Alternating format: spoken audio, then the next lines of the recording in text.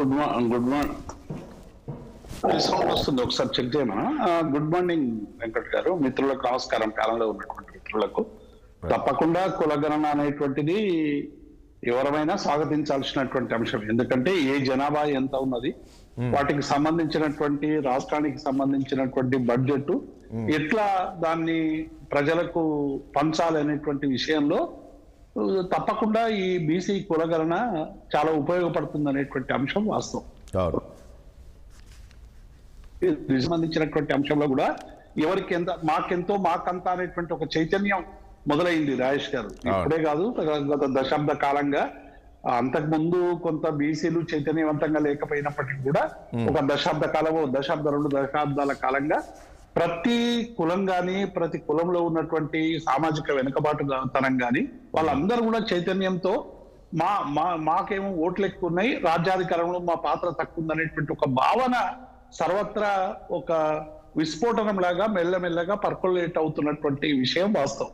కాబట్టి బీసీలకు ఇవాళ 56.33% ఉందనేటువంటి లెక్క చేసి ఇందులో నిజంగా సహజంగానే ఇంకా లెక్కలు సమగ్రంగా స్పష్టంగా జరపాల్సినటువంటి అవసరం ఉంది. 3% మంది వివరాలు లేవని నిన్న ప్రకటించారు. ఇంకా 3%కి సంబంధించినటువంటి కూడా అర్బన్ ఏరియాలో కూడా ఇది అంటే ఒకటి ఏమైందంటే ఈ లెక్కలు తీసేటువంటి క్రమంలో ప్రభుత్వం ఇచ్చినటువంటి క్వశ్చన్ ఏదైతే ఉంది కదా వెంకట్ గారు, నేను కూడా మా ఇంటికి వచ్చినప్పుడు కూడా నేను అనేక అంశాలు ఉద్యోగులతో పంచుకున్నప్పుడు సరైనటువంటి అవగాహన లేక, అంటే వాటికి సంబంధించినటువంటి ఆ క్వశ్చనర్ లో ఉన్నటువంటి అంశాల కానీ సమయం కూడా ఇచ్చారు కదా గతంలో. అన్న దేవిప్రసన్న, మీరు చేసినట్లు ఒక్క రోజులో మీరు సర్వే నిర్వహించినప్పుడు చూసాం, పరిగెత్తుకుంటూ వచ్చారు, ఒక హడావుడిగా అయిపోయింది. కానీ ఇక్కడ వీళ్ళు దాదాపు ఒక నాకు తెలిసి ఒక 1 month 40 days సమయం ఇచ్చారు. వెంకట్ గారు రాజేష్ అన్న నేను రాజేష్ సారీ రాజేష్ అప్పుడు సంబంధించినటువంటి సమగ్ర సర్వే తెలంగాణ ప్రభుత్వం తొలినాళ్ళలో వచ్చినటువంటి నేపథ్యంలో మేము కూడా ఇదే కాన్సెప్ట్ తో, అంటే ఈ రిజర్వేషన్లకు సంబంధించినటువంటి అంశం కాకుండా అసలు జనాభా ఏ వర్గాలది ఎంత ఉంది, రాష్ట్రంలో ఉన్నటువంటి బడ్జెట్ ను ఎట్లా చేయాలి, అట్లాగే ఆర్థిక పరమైనటువంటి వర్గాలు ఏమేమి ఉన్నాయి, వాటికి ఏ పథకాలు ప్రవేశపెట్టాలి తీసుకోవడానికి ఆ రోజు సమగ్ర సర్వే చాలా ఉపయోగపడ్డది. అందులో భాగంగానే మనం గ్రామీణ ఆర్థిక వ్యవస్థ బలోపేతం కోసం మత్స్య సంపదను పెంచేటువంటి అంశం కావచ్చు, ఇంకా మిగతా బీసీలకు సంబంధించినటువంటి ఫ్లాగ్షిప్స్ ప్రోగ్రామ్ తీసుకునేటువంటి అంశం కావచ్చు, లేకుంటే అగ్రవర్ణాల్లో ఉన్నటువంటి పేదలకు సంబంధించినటువంటి కొన్ని అంశాలు తీసుకునేటువంటి అంశం కావచ్చు, ఇట్లా అది కొంత మేరకు ఉపయోగపడినటువంటి మాట వాస్తవం.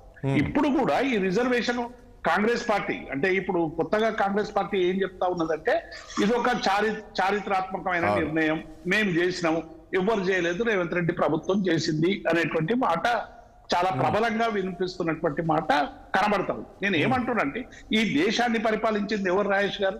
ఈ దేశాన్ని పరిపాలించిందే కాంగ్రెస్, ఎక్కువ కాలం పరిపాలించింది కాంగ్రెస్ కాదండి. నేనేమంటున్నా, క్షేత్రస్థాయిలో ఈ డేటా సేకరించింది అనుకోవచ్చా ఇప్పుడు కాంగ్రెస్ సర్కార్? ఇప్పుడు డేటా క్షేత్రస్థాయి లేకుంటే ఎక్కడి నుంచి వస్తుంది? క్షేత్రస్థాయిలు ఉన్నాయి, ఇంకా చాలా మిగిలిపోయినటువంటి వాటి ఉన్నాయి, వాటిని కూడా కన్సిడరేషన్ తీసుకోవాలని చెప్తా ఉన్నాం. కాబట్టి డెఫినెట్ గా ఇంకా ఒక స్పష్టంగా వచ్చి ఒక ఈ డాటాకు సంబంధించినటువంటి ఇల్లు తిరిగిరు, చేసిండ్రు, 9,600 మంది ఎన్యూమరేటర్లు పాల్గొన్నారు, అడిగినరు, సమాచారం తీసుకున్నారు, క్రోడీకరించారు, రిలీజ్ చేసినారు, అంతా ఓకే. కానీ ఇందులో కొంతమంది ఎక్స్క్లూసివ్ అయినరు, వాళ్ళకి సంబంధించినటువంటి వాటిని కూడా పరిగణలోకి తీసుకో విధంగా ఎట్లా చేస్తారనేది ప్రభుత్వం వివరించాలి. అర్బన్ ఏరియాలో అయితే ఇది దీనికి సంబంధించి చాలా మిస్సింగ్ ఉన్నట్టు కనబడతా ఉంది. దీన్ని కూడా ప్రభుత్వం సరి చేసుకోవాల్సినటువంటి అవసరం.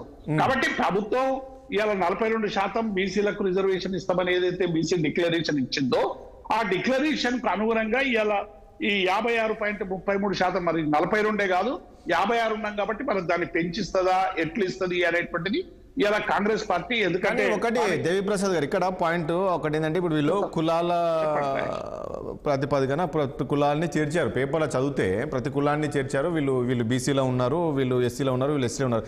కానీ ఇక్కడ ఒక కులం క్రిస్టియన్ సంబంధించి మిస్ అయినట్టు కనబడుతున్నారు. ఎందుకంటే ఇక్కడ నేను చూసి అన్ని పేపర్లో చూస్తే లేదు, దీన్ని ఏ కింద చేర్చారని నేను అదే చెప్పబోతున్నా రాజేష్ గారు. నేను ఏమంటున్నా, ఇందులో క్రిస్టియన్స్ బీసీసీలో వస్తారు. ఏది కన్వర్టెడ్ క్రిస్టియన్స్. Okay. అది మనకు అందరు మిత్రులకు కూడా తెలుసు, ప్యానెల్లో ఉన్నటువంటి మిత్రులు.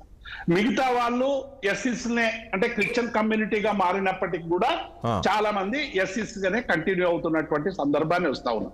కాబట్టి ఇక్కడ కన్వర్టెడ్ అయినటువంటి క్రిస్టియన్స్ బీసీసీ తీసుకున్నటువంటి వాళ్ళ సంఖ్య ఎంత అనేటువంటి విషయంలో ఇక్కడెక్కడ కూడా ప్రస్తావించలేదు. ఓసీలకు సంబంధించి కూడా ఇలా 10 అంటే ఇది లోపల వస్తుందేమో, మనం ఇప్పుడే ప్రీ మ్యాచ్యూర్ గా అనడం కూడా కరెక్ట్ కాదేమో. 15.79% ఓసీలు ఉన్నారండి కదా. ఓసీలలో ఉన్నటువంటి కేటగిరీస్ లో ఎవరు ఎంత అనేది కూడా ఒకసారి వస్తే ఓసీలకు సంబంధించినటువంటి కేటగిరీస్ వస్తుంది. ఇప్పుడు 56% బీసీలలో ముదిరాజులు ఎవరు, ముందూరు కాపులు ఎవరు, ఇవన్నీ కూడా మళ్ళీ చర్చనీయాంశాలు అవుతాయి. కానీ ఏదేమైనప్పటికీ కూడా ఇది కొంత అసమగ్రంగానే ఈ డాటా సేకరణకు సంబంధించినటువంటి అంశంలో సరైనటువంటి అవగాహన లేక ప్రభుత్వానికి వచ్చినటువంటి ఇన్ఫర్మేషన్ లో కొంత ల్యాక్. కానీ దేవిప్రసాద్ గారు ఒక్క పాయింట్, ఈ రోజు కాంగ్రెస్ చెప్తుంది, ఈ రోజు అసలు దేశంలో ఎక్కడ లేని విధంగా ఈ రోజు మేము ఏదైతే ఎన్నికల ముందు ఇచ్చిన హామీ ప్రకారంగా 2 సంవత్సరం లోపల పూర్తి చేశాము బీసీ కులగణన అని చెప్పి చెప్తూ ఉన్నారు. ఎవరు చేయలేకపోయారు. ఇప్పటికే దేశవ్యాప్తంగా కూడా అన్ని డిమాండ్లు వస్తున్నాయి, బీసీ కులగణన చేయాలని చెప్పేసి కేంద్రాన్ని కూడా నివేదికలు ఇచ్చినప్పుడు కేంద్రం కూడా చేయలేకపోయింది. కానీ మేము చేశామని చెప్పి చెప్తున్నారు రాష్ట్రంలో. ఇప్పుడు నేను ఏమంటున్నా రాజేష్ గారు, నేను అందుకే మొదలే చెప్పిన, సుదీర్ఘ కాలం పరిపాలించినటువంటి కాంగ్రెస్ కు ఇవాళ మేము ఏదో గొప్ప చెప్పుకున్నామని ఇన్నాళ్ళు మేము చేయలేదు, బీసీలకు ఏం చేయలేదు, బీసీలకు కులగణన చేయలేదు, ప్రజలు మమ్మల్ని క్షమించాలని చెప్పాలి కదా. ఇప్పుడు అధికారం ఉన్నదే వాళ్ళ చేతుల, రాజ్యాధికారం ఉండేదే వాళ్ళ చేతుల. వాళ్ళు కింది నుంచి పై దాకా అన్ని రాష్ట్రాల్లో కూడా అప్రహితంగా పరిపాలించరు. బీజేపీ 15 ఏళ్ల నుంచి ఈ దేశంలో అధికారంలో ఉండొచ్చు, కానీ అంతకుముందు ప్రధానమైనటువంటి అంశం కాదు ఉంది కదా. కాబట్టి ఇప్పటికైనా చేయడాన్ని మేమేం వ్యతిరేకించాము, అందరం స్వాగతించాల్సిందే.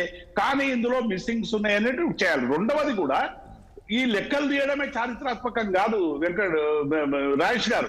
దీనికి సంబంధించినటువంటి ఫలితాలు ఇవాళ రేపు మీరు ఇచ్చినటువంటి హామీ ఏంది డిక్లరేషన్ లో, మేము బీసీలకు 42% రిజర్వేషన్ కల్పిస్తాం, కాంగ్రెస్ పార్టీలో కల్పిస్తామో ఇంకో దానిలో కల్పిస్తామని మీరు చెప్పలే. ఈ రాష్ట్రంలో బీసీలకు సంబంధించి 42% మేము రిజర్వేషన్ ఇస్తామన్నాం.